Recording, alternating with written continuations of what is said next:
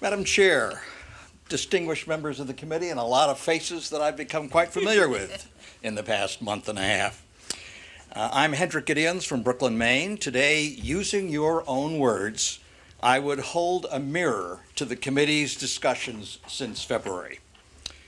Excuse my oral telegraphy, oral telegraphy, because this is a very different thing that I'm doing here. Here's the answer to the question I was hoping for. Why did I do what I did? I've been following the weakening of the mining law and regs since spring of 2012. During your work sessions, I shared still additional memos with you.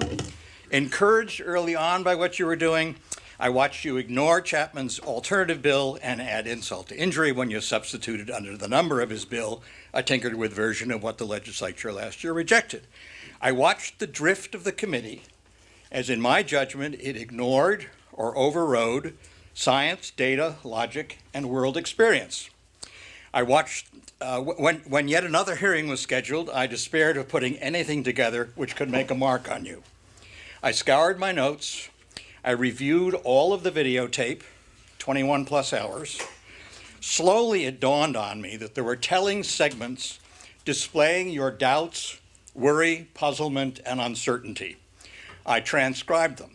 I structured them into storylines, which is what my testimony was. I asked Eric Tuttle to develop a composite videotape of the segments and post it on YouTube, which is where it is. My written stuff gives you the directions. And I used my 180 seconds pared down from the 240 that I actually wrote to hold the mirror up, appealing to your consciences and your own gut reactions that you should be very afraid about where you seem headed with this. Unusual? Yes. Unprecedented? Perhaps.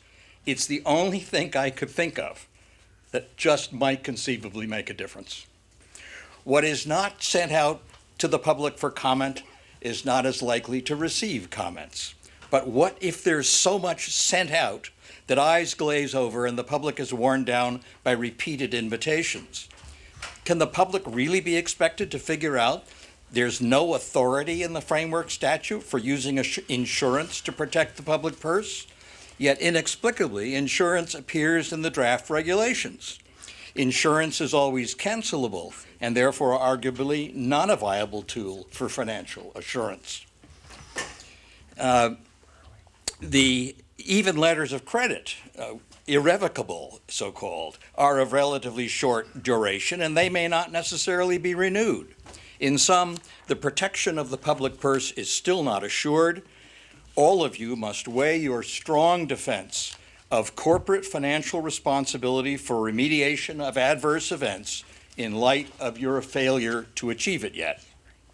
The root challenge of metallic mining is environmental risk, yet Chairman Saviello dismisses risk as just a matter of opinion. You can't equivocate. It is your public responsibility to define the risks, to responsibly and knowledgeably estimate their hierarchy, and not just to assure corporate support for transgressions, but to protect the public and the environment against them in the first place. Avoid cosmetic language. Senator Breen expressed surprise at the framing statute's permission for waste discharges to groundwater within the mining area. The response was soothing talk of the original drafting committee's purported concern for water quality. Similarly, the chairman's dismissal of worries over block caving mining technique completely sidestepped the nature of its major risk. After a long and confusing discussion of wet mine waste units, Representative Martin observed, all I can say is it's going to be fun on the floor. Someone really ought to sell tickets to that one.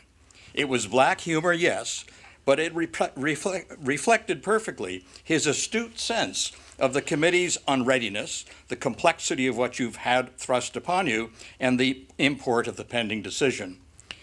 It should give the committee serious pause. Finally, every person on the committee knows the processes followed have been compromised from the get-go. Representative Martin, the father of the Administrative Procedures Act, knows this, yet he nonetheless seems prepared to go along with even further violations. Representative Tucker has been front and center on these concerns from the start, but so far he has only been duly noted. Such compromised administrative and legislative practices put us, the public, off. You are not close to being done. Vote ought not to pass on what you sent out. I would be pleased to answer any questions you might have. Questions? I do like your tie.